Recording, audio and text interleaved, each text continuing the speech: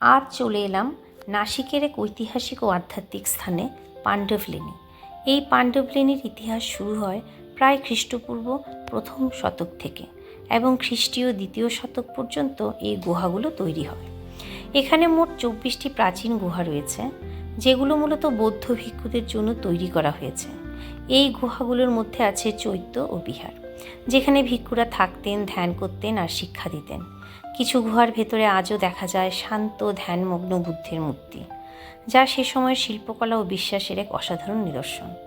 পাথরের গায়ে খোদাই করা স্তম্ভ আর নকশা আজও সেই প্রাচীন ইতিহাসের কথা বলে। এই ঐতিহাসিক স্থানে পৌঁছাতে প্রায় 250টা সিঁড়ি বেয়ে ওপরে উঠতে হয়।